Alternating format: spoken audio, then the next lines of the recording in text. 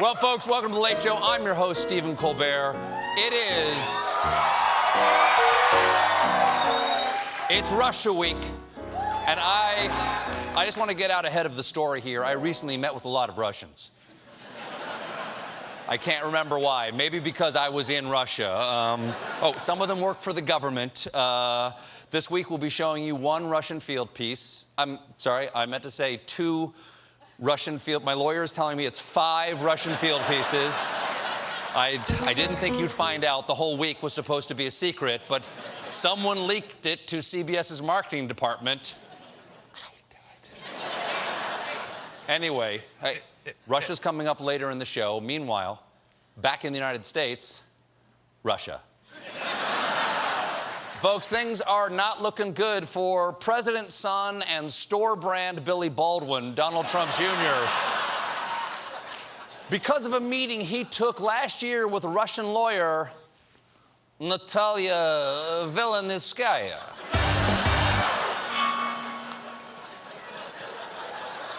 And now we've learned that there was another Russian at the meeting, Russian lobbyist Rinat Akhmetshin.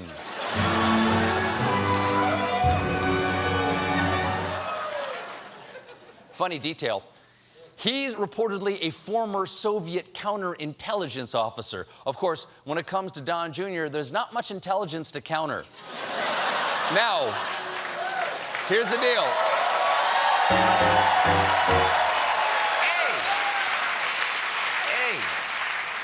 Now, Akhmetshin denies any current ties to Russian spy agencies, and so you know it must be true. Remember the first rule of Spy Club: tell everyone you're in Spy Club. The point is, that's just another lie. Because last week, Don Jr. did not mention this other Russian spy guy. No, he just said this. This is everything. This is everything. Yes, this is everything. It must have slipped his mind. I mean, with all that hair gel, things just slide out. So, there was a 5th person we don't know about. Then we found out there was also a 6th person. 6! That's more people than are currently working at Trump's EPA. So, who was this 6th person? We don't know. I'm guessing the guy who had to keep bringing chairs into the conference room. Now, of course, before you leap to conclusions here, before you leap to anything, no one is saying that there were 7 people in the meeting, because it turns out there were at least 8 people in the room. 8! That's not even counting the other Russians that were nested inside of them. Now,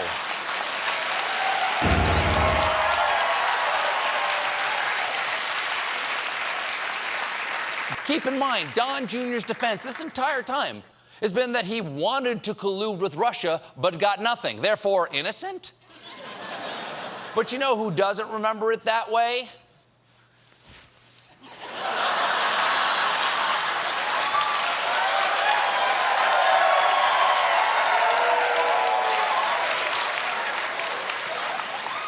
Rinat Akhmetshin.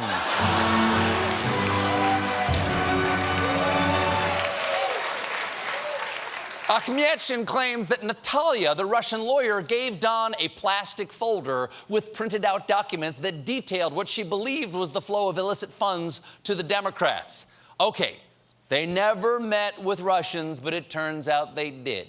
But all they talked about was adoption, but it turns out they talked about colluding, but the one Russian did not give them any documents, but it turns out she did, and it wasn't one Russian, it was 5.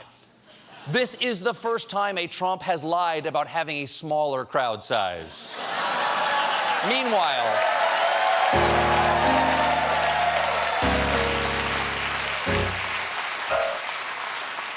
Meanwhile, Donald Trump has added another lawyer to his team, former federal prosecutor and man hiring the Three Stooges to move a piano, Ty Cobb. Yes, Ty Cobb. That is his real name. He's related to the old baseball player. Cobb, who is Trump's new lawyer and Model Train Magazine's 2010 Bad Boy of the Year,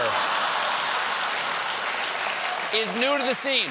What do we know about him? What do we know about this guy? Well, according to the bio on his firm's website, Ty Cobb gets results the old-fashioned way, which presumably is also how he gets his mustache wax and his homemade root beer.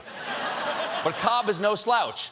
And by he, I mean Trump lawyer and saltwater taffy mascot Ty Cobb.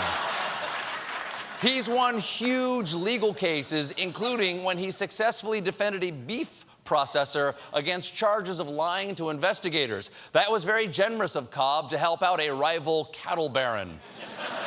But just because he's ruthless in the courtroom doesn't mean that there isn't a soft side to Trump lawyer and Lollipop Guild strikebreaker Ty Cobb. For example, he was described by CNN legal analyst Michael Zeldin as a genuinely nice man. Of course, it's not surprising that you get a nice vibe from lawyer and rejected Westworld saloon keeper Ty Cobb. Meanwhile, today, Cobb's new client, Donald Trump, unveiled Made in America Week, possibly to distract from the fact that his campaign was made in Russia. One of the products made in America that Trump highlighted was a big shiny fire truck. And the president, of course, could not resist getting in.